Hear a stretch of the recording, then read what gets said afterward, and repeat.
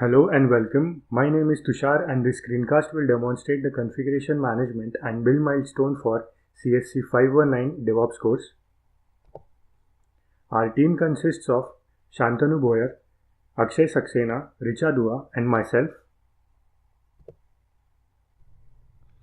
As a part of this milestone, we undertook the following tasks. We provisioned and configured a Jenkins server on a VM using Ansible. For VM provisioning, we used the Baker tool. Next, we set up build jobs for two applications, Checkbox.io and iTrust. Checkbox.io is a Node.js application, whereas iTrust is an enterprise Java application. After that, we created a test script to start and stop the Checkbox.io service on the server. Finally, we created a simple Git hook to trigger a build whenever a push is made to either of the repositories. For this milestone, we use the following Ansible roles. Jenkins install and Jenkins build job are used for Jenkins configuration and build tasks. Checkbox env is used for checkbox.io environment setup, whereas MySQL and iTrust env are used for setting up iTrust environment. In this section, we will discuss how iTrust environment is set up. The MySQL role installs and configures MySQL on the Jenkins server. Furthermore, iTrust env contains three playbooks. The setup.yaml playbook will install Google Chrome. It will set the time zone of the VM to America, New York. It will then configure Git email, username and the SSH key. The git tasks.yaml playbook will clone the source repository from the GitHub. It will then create a bare repository which serves as a remote for the cloned repository. It will then configure git push options, and finally it copies the post receive hook to the bare repository. The Jenkins task.yaml file will copy the Jenkins file db.properties, email.properties to the cloned repo, and finally it will configure Jenkins with database and email credentials. For VM provisioning, simply go to the Jenkins server folder and execute the following command, baker bake. This command will spawn the Jenkins server. In a similar manner, to spawn the Ansible server, go to the Ansible server folder and execute baker bake. For the purpose of this demonstration, we have already created the VMs. Hello, my name is Shantanu Boyer and I'll be demonstrating the next couple of steps which will involve running the playbook as well as configuration management and building the iTrust app. Before we run the playbook, there are few tasks that we need to perform. The first is to fork the iTrust repository, which I have already done. The next three steps involves creating file under the iTrust role. So the first file is the db.properties. This will include username and password for MySQL database. The email.properties contains username and password for a Gmail account. And finally, we have a private key which was generated using SSH keychain. The corresponding public key is uploaded as a deploy key under iTrust repository. To upload the key as a deploy key, we go to Settings, Deploy Keys, and then Add Deploy Key. So the key field is where we paste our public key. Finally, we have to update the secrets file. So this is the secret files template. The first two fields are the Jenkins username and password. This will be used to log into Jenkins, and the next secrets are for the config or for the checkbox job. So now I'll try to run the playbook.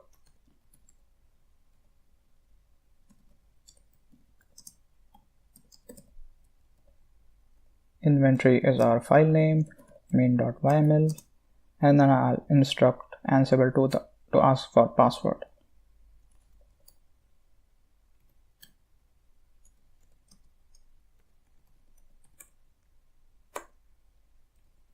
Give the password and it will start the execution. So since this is the first time we are running the playbook, it will take quite a bit of time to execute the entire playbook, and I'll return back once the execution has finished. So our playbook ran successfully. Now let's get back to the browser and see if the Jenkins server is up. I'll give the IP address and the port number. We'll be using 8081 since 8080 is used by iTrust. Let's set that. The username and the password. and we have logged in. So there are two jobs, the checkbox and iTrust job. Both have not been triggered yet, so let's try to trigger them. I'll go to the Jenkins server, and I'm already inside the clone repository, and if you notice there's a folder named build. So this build folder is the bare repository we created using the playbook, and I'll just go inside that.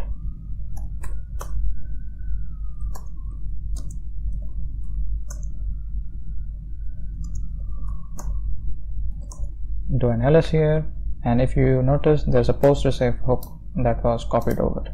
So let's try to make some changes and trigger the build. For demonstration purposes, I'll be just making a minor change to the gitignore file.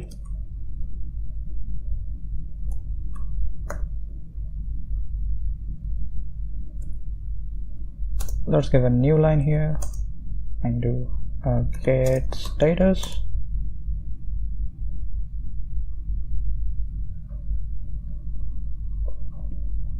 So the gitignore was modified. Let's add that.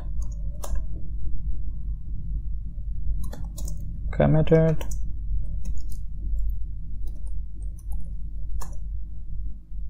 And finally push it to Jenkins. So this is the Jenkins is the name of the remote we created. Master. So it pushed successfully. Let's check whether the build job triggered. So if you notice build queue, this the iTrust job, it is pending, and there you go, it started. Let's check what the console output for that job is. So it has started the Maven execution, and I'll return back once this job has finished. So the build succeeded, and let's check the results. Results. So the first ones are the results for the unit test. Our test ran successfully with 0 failures, and the next result is for integration test, which also ran successfully with 0 failures. If we go over to the job, we can see the blue icon indicating success. And now let's see what happens if a unit test failed. So I'll purposefully fail a test. Go to iTrust, test, Java, iTrust, unit test, and let's change something in the appointment request test.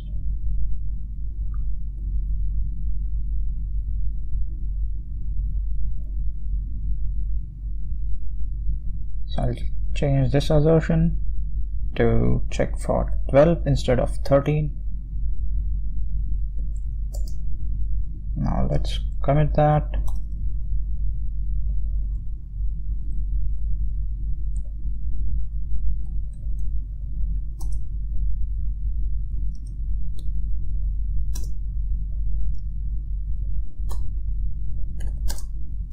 Git add dot, git commit -n test,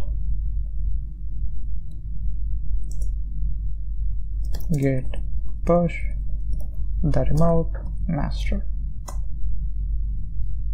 Let's see if a new build job was triggered. As you can see, there's the number 2.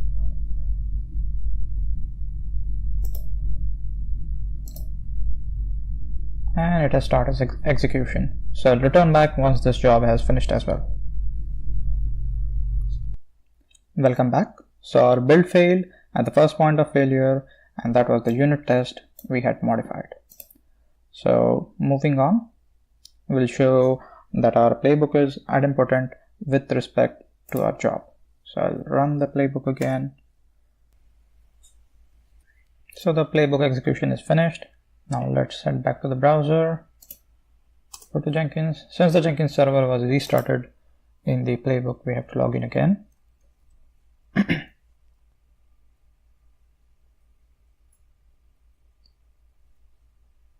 Now if you notice, we have maintained the last build for iTrust, which failed because of the failing unit test.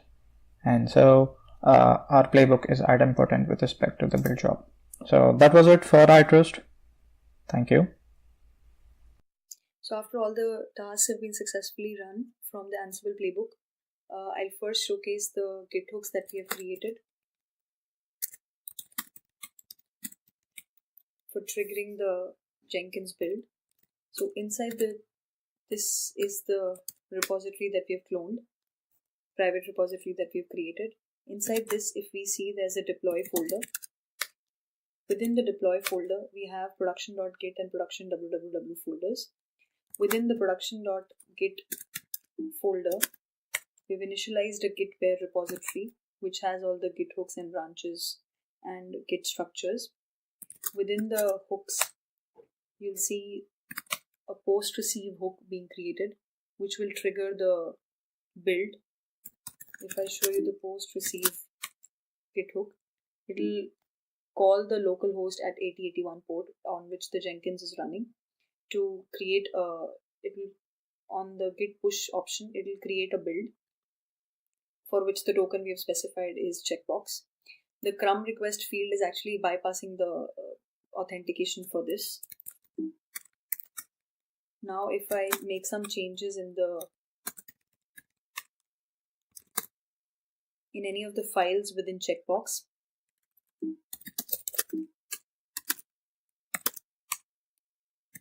for instance server.js file here,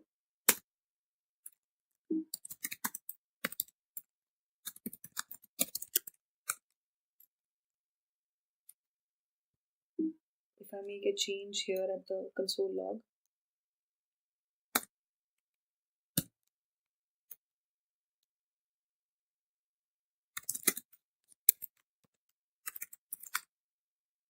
and see the status of the file,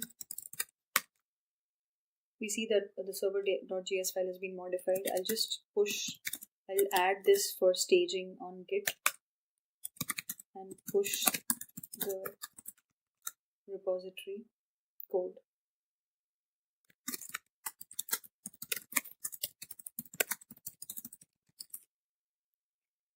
Now if I check the remotes available, there's a deploy remote which is pointed to the deploy/production.git URL. I'll just push it on the deploy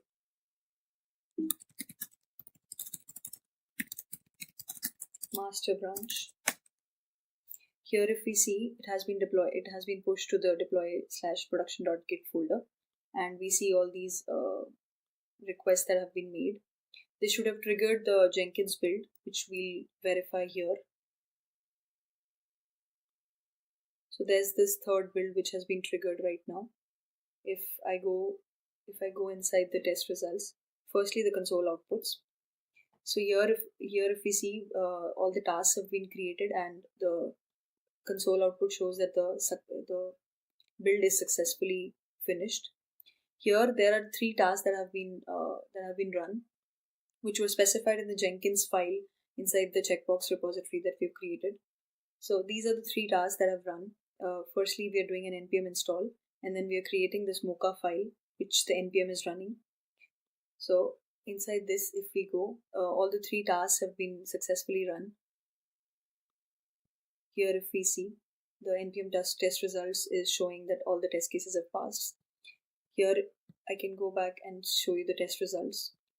The test results are these are the 3 tests that we have passed. If we go to this test file within this URL, we see that there are these 2 test cases which are checking if the server is running or not. This test case checks if the status code returned by the server is 200 or not. If it expects the server code to be 200 okay, and the body to be okay. So these 2 test cases are for checking if the server is running or not, which are successfully being passed. So if we go inside the test case, it will show that it was passed. Here also we can see that all the 3 test cases have passed. So if we go here, we have actually set up Nginx inside this, so we can on the Jenkins server IP, if we go, we see that the Nginx is running and any request that comes to port 80 will be redirected and the static HTML file for that will be rendered on the web browser. So here if we see the checkbox IO file, the checkbox IO static HTML are being rendered. If we go to the researcher tab here and I see that the survey is coming empty. So if we go here,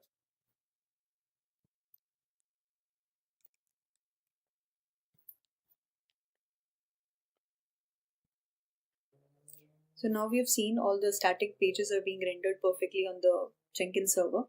Now if we check if the API requests are going through, we'll go to this tab and see that the survey is coming out empty here. If I see the dev tools inside the networks and if I do a refresh on this page, I'll see that the survey is giving me 502 bad gateway error. Since the node server is not running, we'll have to restart the node server here. We can do that by using PM2. So here we see that the status is online. The traffic on port 3002 is set to upstream on Nginx. So the request will now go to the port. And if I do a refresh here again, I'll see that the survey page is giving me a 200 OK error, 200 OK status. And the API request is going through and we are getting all the questions here that were expected. Thank you.